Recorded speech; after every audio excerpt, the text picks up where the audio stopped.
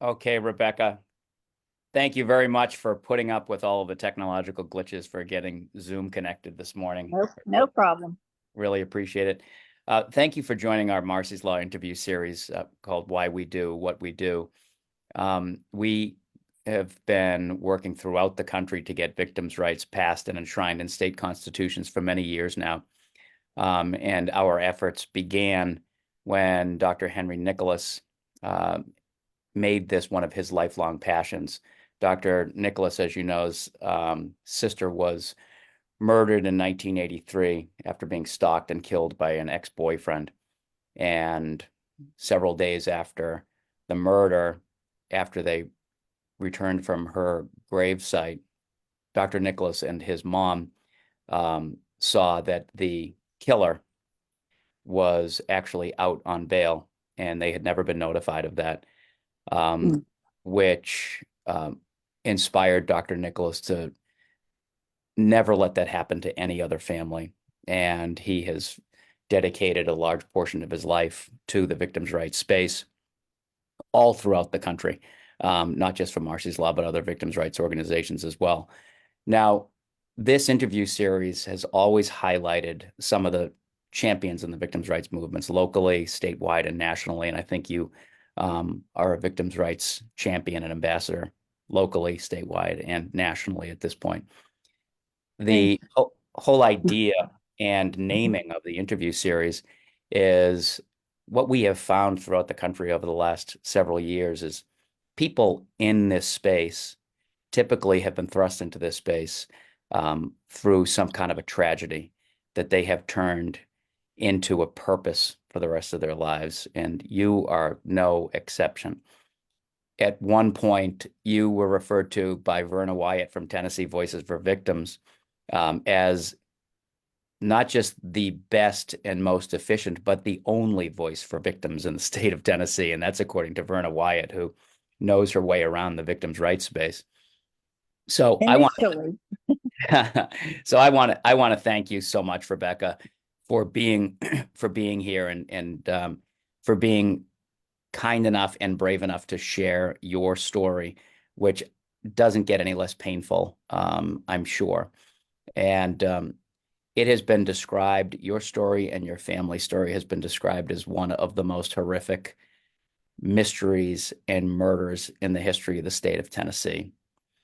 Now, I want to bring you back to June 29th, 1977. That was the day when your life changed forever. And I want you to see if you could tell us how that day began for you, and we'll go with what happened next after we find out how the day began. Well, my mother called me and wanted to know if I had talked to my sister Debbie. She didn't make it to work, and well, first she said that Debbie was missing, and I said, "Missing? Missing from where?" That just seemed so foreign. And then she said, that she hadn't made it to work. And I said, no, I haven't talked to her. And so I was living about 100 miles from Memphis at that time. So I was at a disadvantage that I couldn't go, be with my mother or, be there. Plus, I was 7 months pregnant, and, the distance was very inconvenient. And when you say Debbie, this is your sister Debbie Groseclose, Right. and Debbie and Watts, Groseclose. and she was 24 years old at the time. Yes, and she had two small children. She had a daughter, Tanya, that was 6, and she had a son that turned a year old the day after her funeral. And at the time, she was working at a neurological clinic in Memphis. Right.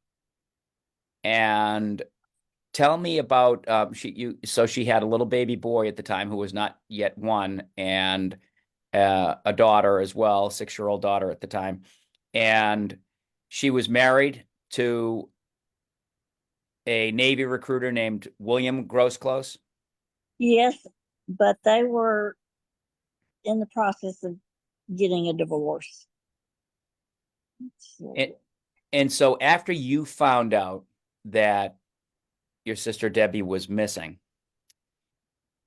tell me what happened next and what information you became to be aware of. Um, well, it was, I think, 4 days before we heard anything. Um, we were just beside ourselves, and my mother knew right away that, or we all knew right away that Bill, what we called him, was behind it. Whatever happened to her, he was the cause of it. And she immediately went to their home and got the baby. And she actually ran into one of the murderers, one of the defendants, at the house. And she looked all around the house. She inside, outside. You know, I mean, And so, she knew right away that something was wrong. and as it turned out, so June 29th of 1977 was when your sister went missing.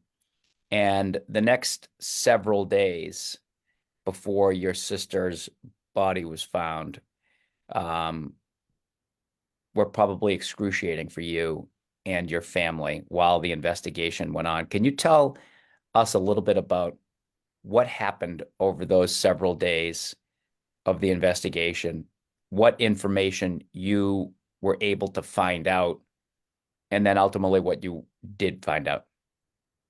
Well, one thing that happened that was odd was supposedly the law enforcement got a call that a tip or something, that she was in a lake or in a river or something like that.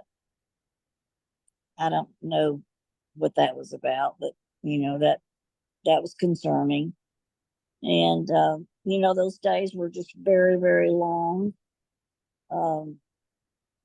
It was very hot.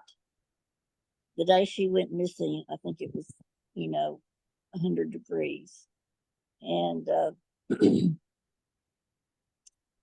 the day that they did find her, I, I guess I had lost hope. And to give everyone some perspective of how gripping this entire case was, this was something that was in the news and in the media every single day, with Yes, people trying to yes, find out what had happened to your sister. yes. Bill was on the front page looking like a poor, sad puppy dog. That his wife was missing, and it was pretty disgusting. And the day that she was found, I was at my mother-in-law's house, and I just went into a room beside where no one was at, and I just I just knew, she wasn't okay. And when we got home, my aunt called and told me, that they had found her. And so, some of my in-laws came over, and we watched the news, and, saw her car. She was, in the trunk of her car. And, it showed the car, and, the police all around it. It was just, it was a nightmare. It was like, this doesn't happen. This happens to other people. this can't be happening. And you were pregnant at the time? Yes, yes, I was 7 months pregnant, and everybody was concerned for me. As far as the baby was concerned, being upset, and me being out of town, I did go uh, to visitation the night before the funeral, but I decided not to go and to the funeral. But I wish I had, because it was the most horrific day. And I've heard you describe this in other interviews when you received the phone call that you said that the baby in your womb literally flipped Yes, yes, when you it heard was the like news. she did a flip. You know, I guess maybe in my heart stopped. I don't know, or maybe she do. But And that day was the 4th of July in 1977. So there were several days where you and your family had absolutely no idea while you were holding out hope. You had no idea where your sister was or what had happened to her. Now, no, I did. after her body was located, the investigation, which had been ongoing, and I saw, several of the accounts and have been looking at several of the accounts of the investigation with Detective Sojourner and the prosecutor who was interviewed, Mr. Shelby. And it was clearly a very, very intensive investigation where they were following every possible lead. And it certainly, their efforts um, were redoubled, if anything, at that point. And tell us what happened next as far as what transpired with the investigation and what it led to. Well, I know my aunt went over to the house um, to see, I guess, if she could get any information out of Bill. And some somebody came over there. There was somebody that one of the defendants was living with, I think it was, came over there, and they had her wired and everything, but they told her to get out of there. Um, and we heard different rumors, but we didn't know exactly what was going on. But it wasn't long before they made an arrest, and that was a happy day. And as it turned out, it appears as though your sister was actually confronted the Oh yeah, day before her murder. yeah. That She was had another thing that walked out of work. really worried us, because somebody had threatened her life the day before she went missing, and her husband had actually, he wasn't supposed to be there. They were separated, but she was so upset because of what happened on the way home from work. One of the defendants actually spoke to her as she was getting in her car, said he wanted to talk to her about her life. And, she got in her car and honked the horn the whole way home. And he was, you know, followed her all the way into the cul-de-sac. And so Bill was so kind to spend the night there for protection. And what he actually did was he let them in the house early the next morning, and then Debbie was still sleeping, and her husband got the baby, and and went and got his alibi. Right. And so at that point he left with the baby. Their daughter was with her biological dad in, I believe, Mississippi at the time. Yes. And so he left, he being the husband defendant, William Groseclose, and went and I believe picked up his check at his place of work and brought the baby with him. So there'd be nobody at the house.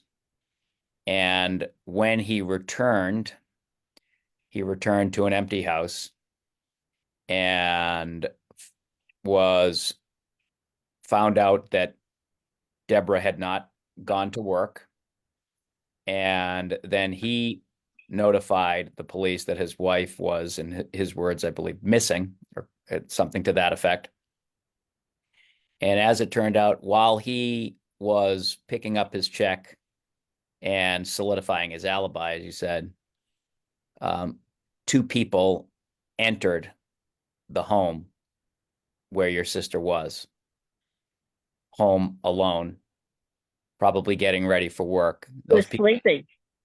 She was sleeping. And those people were Philip Britt and Ronald Rickman. Right. They both raped her.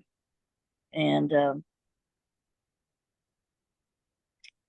then they made out like they were, gonna let her live, I guess you would say. And they forced her to bathe, which, I mean, after already being shot for two men to be in her bedroom, waking her up and raped, then she had to spend this time taking a bath. And I can just imagine how frightening, how fearful she was. And so then Rickman tries strangling her, and he said she wouldn't die. And he took a knife, but it was just a pocket knife. And so it only tortured her more.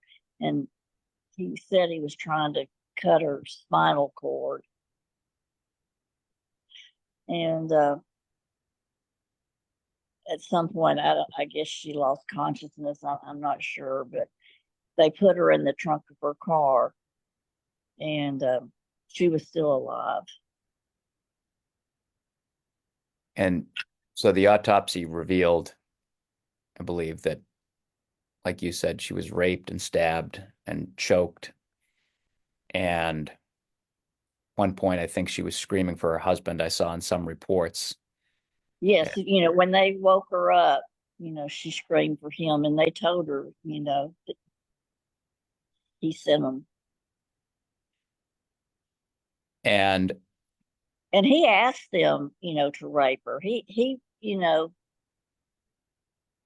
wanted it to be mean. He was an evil person. And the investigation further revealed, like you touched on, that she and the forensic evidence revealed that she actually was put into the trunk of her car alive. Yes, yes, and there were indications in the trunk that she tried to get out. And when the car was found in the library, near the library in the parking lot, and her body was found decomposed, and they said unrecognizable, only identifiable by dental records, it was clear that she had died by the temperatures. Yes. And where her body really, they said, baked in 140 degree to 150 degree temperatures. I could only imagine, what she was going through, what was on her mind, her children, I'm sure. And speaking of her children, I saw in one of the accounts that Tanya, who is the daughter, had to be told by family members, at least in some terms what was going on so that she wouldn't find out about it at school because the case was so high profile, and the family was doing everything they could. You were all doing everything you could to keep her life as normal as possible. Um, when it comes to what cases like this do to take a toll on every member of the family and the survivors of the family, tell us a little bit about that. Well, Tanya did, went to live with her father, and we had a birthday party for the baby, you know, right after a funeral, and we had to pretend, even though we knew Bill was behind it, you know, we had to try to be civil, and that was very difficult. At the funeral home, men had to hold my father back from just tearing him apart. It was hard to try to act civil when we knew he was behind it. But anyway, Tanya got in his lap at that party and said she wanted to go home. Because at that point, he had not been arrested yet. Right. But it was, just a few days later that he was. And he told the officers that arrested him that he'd never spend a he'd never spend a day in jail, or he'd never spend a night in jail, but he never got out. And as it turned out, as the facts began to unfold and as they came out at trial, it turned out that Debra's husband, William Groseclose, had hired these two individuals, Britt and Rickman, to do what they did and paid them sums of $150 to $200 to do it. Does that sound about right? Yeah, I think it's like $250, and promised him a gun or something like that. And then he was supposed to pay him more when he got the life insurance. And that And one thing, they were said they wanted to do that because they wanted to be initiated in a motorcycle gang. They didn't even have motorcycles, but and as disturbing as all of these facts were, another fact that came out was that William Groseclose had actually looked to try to increase uh, his wife's life insurance, um, yeah. and tried to receive something along the lines of $30,000 to $32,000 of life insurance money. Mm-hmm. He even tried to get it on like a vehicle, the life insurance, and where somebody died, that it would be paid off. Now, Rebecca, at that time, as far as you and your family go, when the people of Tennessee who were paying such close attention to this in the news see that an arrest has been made and they wait until it's going to be up on television for trial, those days are a lot different for you and your family, because now all of a sudden you're thrust into the foreign universe of the criminal justice system, Mm-hmm. adding more trauma to the unspeakable trauma that you had just started. Can you tell us a little bit about um, what happened with respect to the initial trial and then what happened decades later when the defendants' sentences were reversed? Well, they did have the trial. They were all tried together, and Bill and Rickman, whom I refer to as the main murderer, he's the one that did the choking and the stab. He was a big guy, and so he was the main one. they both were sentenced to death. Brett had cooperated. He did confess, and he did show some remorse at the trial, and he got life. He's still in prison too, by the way. And but we all, looked at each other, sigh of relief, and said, justice has been served when they were sentenced to death. We thought. We had no clue. It was just the beginning. And, we tried to go on with life, as difficult as it was. And then 22 years later, a federal judge overturned the death sentences for Rickman and Groseclose. And that was just unfathomable. I mean, it was just, unacceptable. It just, couldn't be happening. And I was just beside myself. I thought, for one thing, they were saying they had ineffective counsel at their trial. Well, why did it take 22 years to figure that out? And,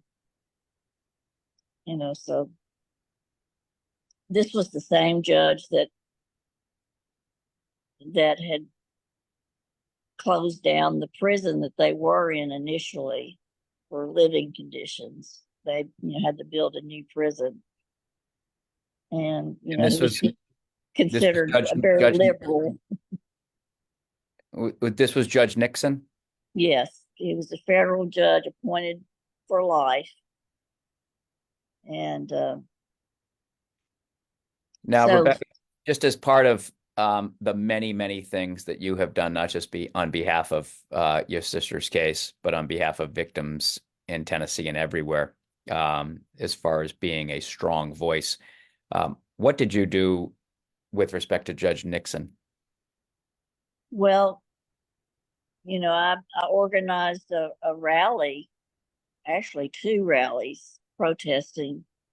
And so we were out in front of the federal courthouse with signs, and people were honking their horns.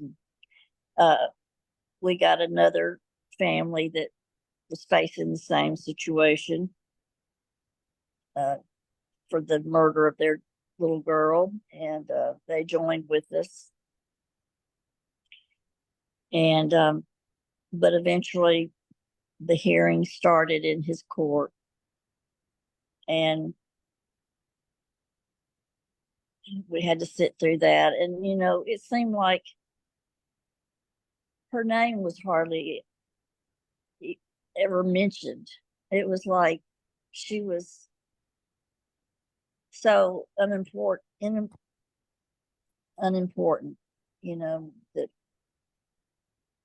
that it just really was upsetting that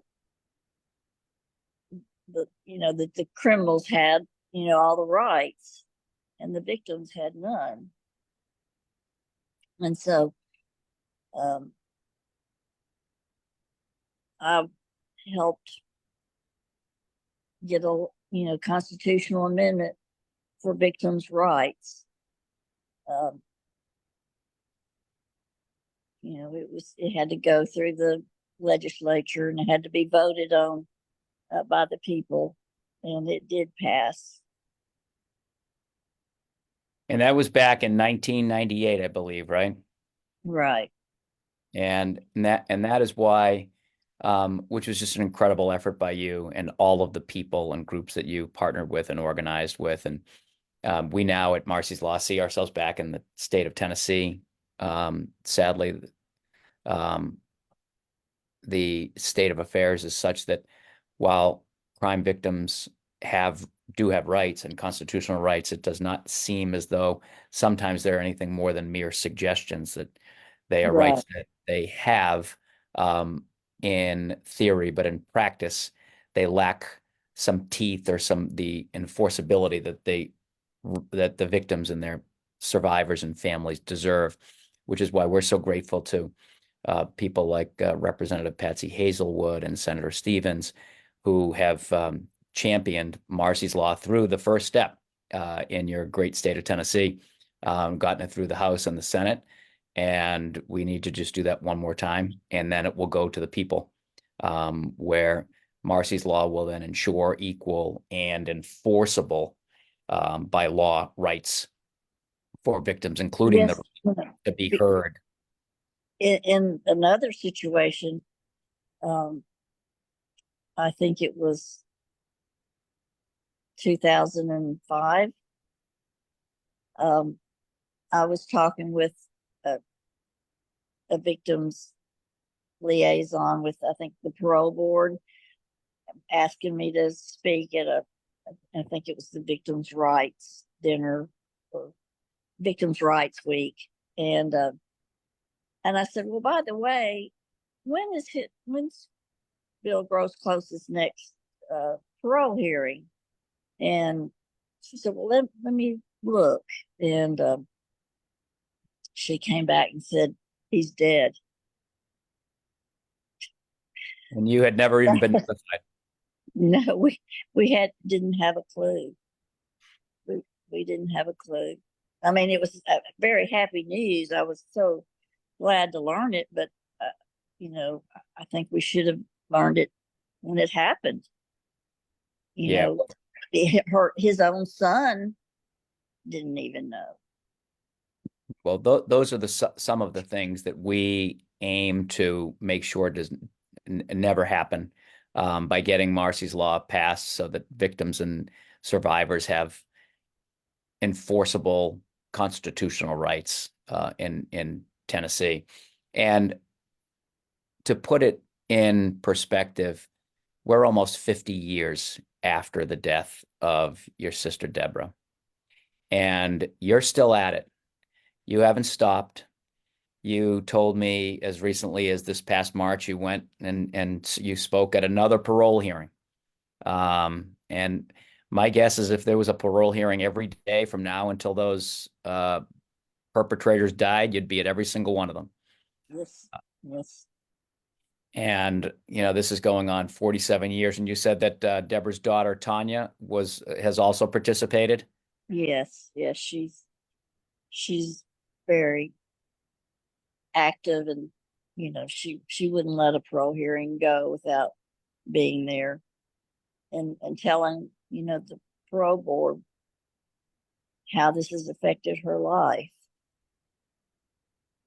Yeah, and this is almost a half a century later, and that is one of the things that we like to try to see if we can inform legislators and stakeholders and ultimately the voters of how a crime like this can affect so many people in so many different ways for their entire life, and that it never goes away.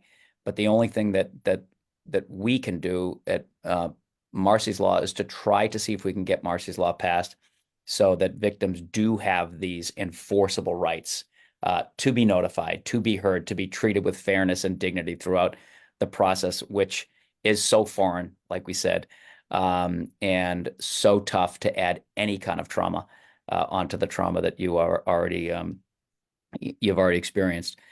I just want to thank you again, Rebecca, and say, typically we will get into all of the praise that someone like you has received for all of your work, and it's almost unlimited.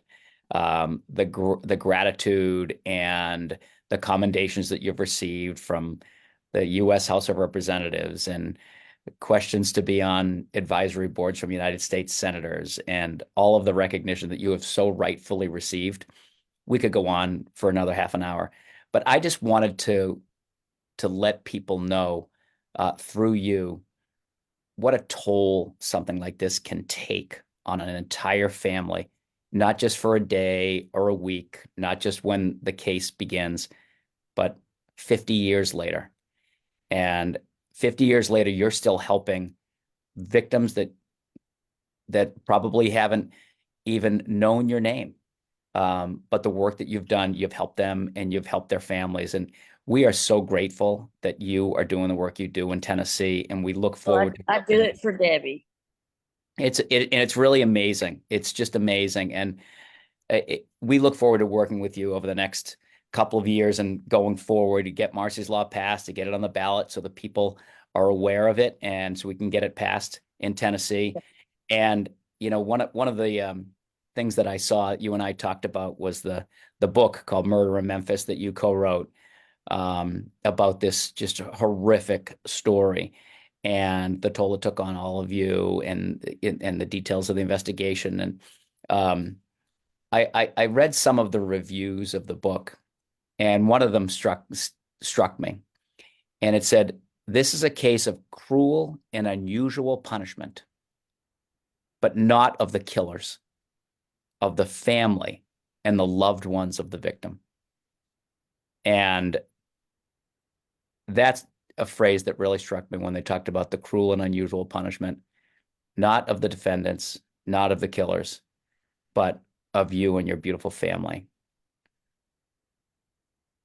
I mean, it's really been my family's legacy is all about this murder. I mean, I'm the only, living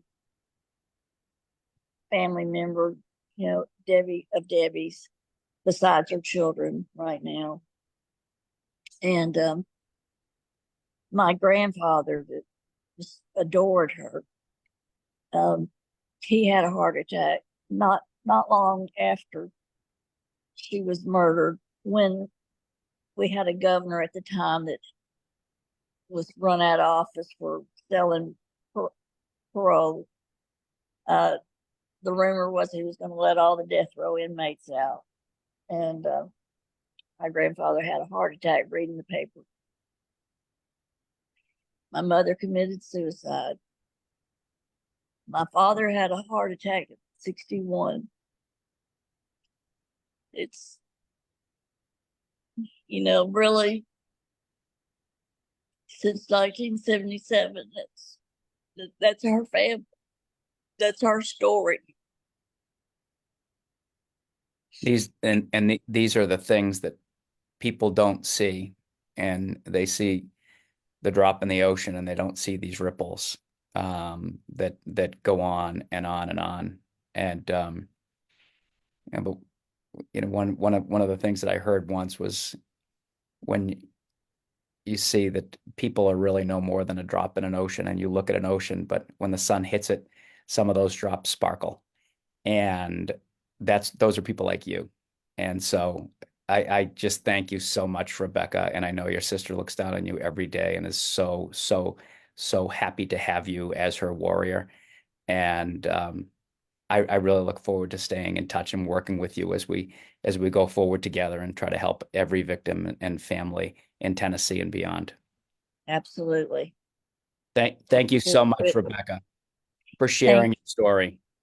You're welcome, and good luck, and let's get it passed. Let's do it. We'll be in touch. Okay, thank you. Thanks, Rebecca. All right, bye-bye.